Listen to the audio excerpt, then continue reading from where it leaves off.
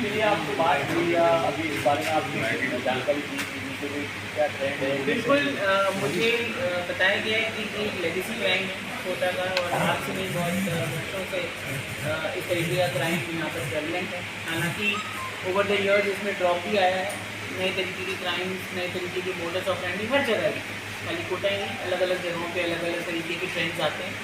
और इसके अंदर कैसे और प्रभावी कार्रवाई कर सकते हैं, कौन लोग हैं जिनको चिन्हित करके हमें, क्योंकि नए कानूनों में ऐसे प्रावधान हैं जिनमें हम रिपीट ऑफेंडर्स के खिलाफ सख्ती से कार्रवाई कर सकते हैं, तो उनके ऊपर डेफिनेटली कार्रवाई करेंगे। मैम, साइबर क्राइम का बहुत ज़्यादा प्रचलन हो रहा है, इसके लिए आपकी क्या योजना आगे की रहेंगी, किस तरह से आप इसके लिए चर्चा करेंगे। आज सुबह ज्वाइनिंग के बाद से मैंने अपने सभी एडिशनल एसपीज, सीओज और एसएचओज के साथ प्रिलिमिनरी इंट्रोडक्टरी मीटिंग ली है। कुछ दिन मैं सभी थानों के दौरों पे रहूँगी। कोटा शहर में मेरी पहली पोस्टिंग है, कोटा रेंज में, तो मैं पहले समझना चाहूँगी यहाँ की क्राइम स्टैटिस्टिक्स को, यहाँ किस तरीके की पुलिसिंग से क्या क्या रिक्वायरमेंट है, उस तरीके की चीज़ें सामने आई हैं। जो दो मेजर रिक्वायरमेंट्स या जो आज जो बातें डिस्कशन में सामने आई मेरे, जो कोटा में हमें लगता है कि इम्पोर्टेंट रहेगा उन पर काम करना, पहले भी काम हुआ है, आगे भी निरंतरता में काम होगा। एक तो नशे की बढ़ती प्रवृत्ति पर रोक लगाने के लिए हम पूर्ण प्रयास करेंगे, और साथ ही साथ कोचिंग इंस्टीट्यूट्स में जो बच्चे बाहर से आते हैं, जो कोटा का एक इंटरनेशनल लेवल पे नाम है, शहर की वजह से इनफैक्ट राजस्थान को भी जाना जाता है, अन्य प्रदेशों से, अन्य देशों से बच्चे यहाँ पर पढ़ने आते हैं। तो प्रयास ये रहेगा कि उनके साथ बेहतर सामंजस्य हो, उनके साथ वार्ता हो, उनके साथ बातचीत हो, कोई भी ऐसी प्रॉब्लम हो तो उसको लीगली और बेटर तरीके से कैसे सुलझाया जा सकता है, उसके ऊपर हम मंथन करें, और साथ ही साथ टीम को पूरी तरीके से मोटिवेट करके यही प्रयास रहेंगे कि कोटा के वासियों के लिए एक बेहतर और विजिबल पुलिस ने, हमारे डीजी साहब के, हमारे सीएम साहब के निर्देशन में जो प्रायोरिटीज़ पुलिस मुख्यालय ने पुलिस प्रायोरिटीज़ इस साल के लिए तय की हैं, उनके ऊपर काम हो, प्रभावी काम हो, और आगे निरंतर आप लोगों से, जनता से फीडबैक लेकर और उसमें क्या बेहतर चेंजेस ला सकते हैं, उसकी कोशिश करें। देखिए, अभी मैंने आज कोटा शहर पुलिस अधीक्षक के पद पर ज्वाइन किया है। मैंने अपनी पूरी टीम से आज इंट्रोडक्टरी बातें की हैं, उनसे फीडबैक लिया है।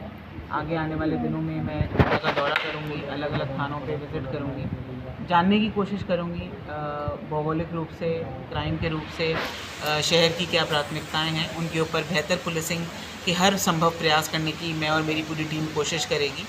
जो हमारे डीजी साहब के, सीएम साहब के पुलिस मुख्यालय की तरफ से जो गाइडलाइंस हैं, जो पुलिस प्राथमिकताएं हैं, उनके ऊपर प्रभावी कार्रवाई करने के हर संभव प्रयास मैं और मेरी टीम करेंगे।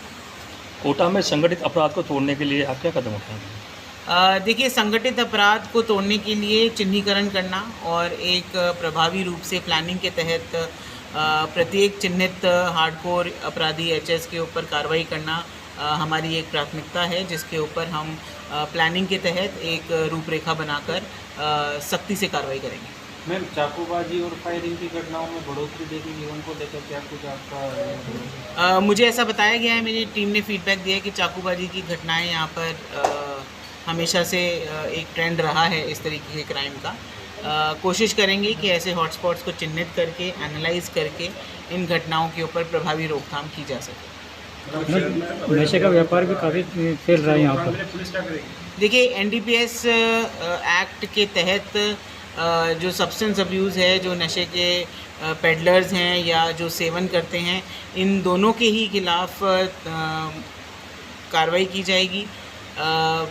प्रभावी एनफोर्समेंट, प्रभावी अवेयरनेस जनरेशन और रिहैबिलिटेशन, इन तीन मुख्य बिंदुओं पर हम नशे के कारोबार के खिलाफ कार्रवाई करेंगे। मैम, ये चाकूबाजी के अलावा फायरिंग की घटनाओं में वृद्धि हुई है मैम, तो इनकी ये हथियार लाते कहाँ से, इसके बारे में कुछ? देखिए, ये क्योंकि एक सीमावर्ती ज़िला है और इसके कोटा के अन्य जो भी यहाँ की ट्रेंड्स हैं, इनको एनालाइज करके, समझकर, एक रूपरेखा बनाकर, इसमें प्लानिंग के तहत अपनी पूरी टीम को टास्क देकर हम कार्रवाई करेंगे, और मुझे उम्मीद है कि ये टीम टीम वर्क के साथ आगे बढ़ेंगे तो बेहतर परिणाम और बेहतर पुलिसिंग कोटा शहर को दे पाएंगे। शराब माफिया बेखौफ है। रात को 11 बजे तक कई थाना क्षेत्रों में शराब बिकती है 20 मीटर दूर पर, उसको रोकने वाला कोई नहीं है। उसके लिए क्या कदम उठाएं? आपने ये फीडबैक दिया है उसके लिए धन्यवाद। मैं इसके ऊपर ज़रूर आगे अपने डिकॉय ऑपरेशंस के तहत तय करेंगे और जहाँ पर भी अगर इस तरीके की कोई घटना होती है तो थानाधिकारी के साथ साथ आबकारी विभाग को भी लिखेंगे। हमारे कोटा के पुलिस के जवान 24 घंटा सुरक्षा के लिए तैनात रहते हैं। कभी कभी जवान भी डिप्रेशन में आ जाते हैं, उसके लिए कोटा पुलिस के देखिए, मेंटल हेल्थ ना केवल आम जनता के लिए इम्पोर्टेंट है या यहाँ के स्टूडेंट्स के लिए जो हम बात करते हैं वो इम्पोर्टेंट है, बल्कि जो पुलिसिंग की नौकरी है वो एक तनाव में रहने वाली नौकरी है। हरदम लॉ एंड ऑर्डर या लंबी लंबी ड्यूटीज़ की नौकरी है। इसके तहत उनके लिए और बेहतर क्या प्रक्रिया की जा सकती है, हमने संपर्क सभा भी अभी रखी है पुलिस लाइन में। अपने जवानों से भी इस बारे में बात करेंगे, उनके सुझाव भी लेंगे और उचित मुख्यालय स्तर पर या जहाँ पर भी हमें इनकी मदद की ज़रूरत होगी आगे हम कार्रवाई करेंगे। मैम, आमजन में विश्वास अपराधियों में भाई, इसको लेकर क्या कुछ आपके प्रयास हैं? देखिए, पूरी टीम लगातार कोटा में बेहतर पुलिसिंग के प्रयास करती रही है, पहले भी आगे भी। हम लोग यही चाहेंगे कि पुलिस मुख्यालय के जो हमारे निर्देश प्राप्त होते हैं, हमारे जो पुलिस प्राथमिकताएं हैं, उनके ऊपर सख्ती से और कंप्लायंस के रूप में ट्रांसपेरेंसी होते हुए अकाउंटेबिलिटी के साथ प्रभावी कार्रवाई हो। महिला सुरक्षा के लिए क्या? महिला सुरक्षा के लिए भी हमारी अभी नई टीम्स हैं, उनके लिए बात करते हैं। कालिका पेट्रोलिंग यूनिट का गठन हुआ है रेंज के हर ज़िले में, तो उनके ऊपर भी प्रभावी कार्रवाई, उनको और कैसे प्रभावी किया जा सकता है। कुछ और हमें अगर ज़रूरत होगी तो हम वो भी पुलिस मुख्यालय से मांग करेंगे, लेकिन कैसे हम इनकी विजिबिलिटी बढ़ा सकते हैं उसके ऊपर भी हम प्रभावी कार्रवाई। मैडम, कोई आपकी अपील हो? जैसे अभी सामान्यतः आज से बारिश को देखते हुए पूरे प्रदेश में बारिश का दौर जारी, तो नए नियुक्त होने के बाद में कोई ऐसे आम जन की अपील? आपके माध्यम से मैं आम जनता से सिर्फ इतना कहना चाहूँगी कि कोटा अभी अलर्ट ज़िलों में से एक है। ज़्यादा